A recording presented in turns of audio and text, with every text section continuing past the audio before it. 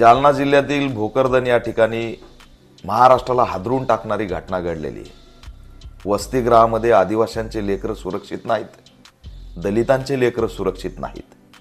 भोकरदनच्या गणपती महाविद्यालयात आदिवासी वसतिगृह आहे आणि या वसतिगृहामध्ये दुसरीत शिकणाऱ्या 8 वर्षाच्या बालवीर पवार या आदिवासी तरुणाचं गळा आवळून निर्गुण हत्याकांड झालंय। त्याच्यासोबतच राहणाऱ्या तरुणांनी हे हत्याकांड केलं असं सांगितलं जातंय, पण दुसरीत शिकणाऱ्या पवारचं कुणाशी वैर होतं? दुसरीत शिकणाऱ्या पवारने असा काय गुन्हा केला होता?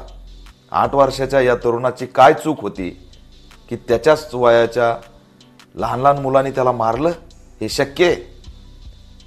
या प्रकरणामध्ये सखोल चौकशी झाली पाहिजे। ही संस्था राजकीय नेत्याची आहे।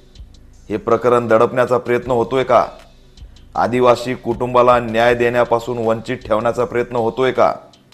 याची सुद्धा एसपींनी सखोल चौकशी केली पाहिजे आणि गृहमंत्र्यांनी दखल घ्यावी।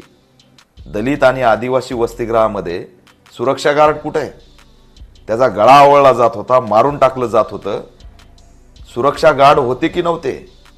त्यामुळे या संस्था चालकाची सुद्धा चौकशी झाली पाहिजे।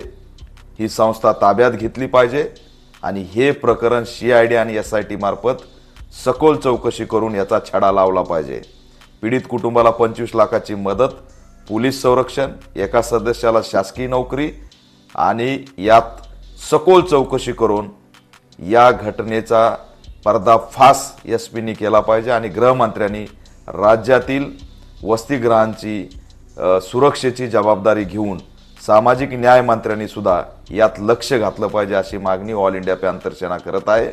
या कुटुंबाच्या पाठीशी आम्ही ठामपणे उभा आहेत आणि या प्रकरणात छडा लागण्यासाठी आंदोलनात्मक भूमिका सुद्धा घेतल्याशिवाय आम्ही शांत बसणार नाहीत, हा इशारा सुद्धा देतो।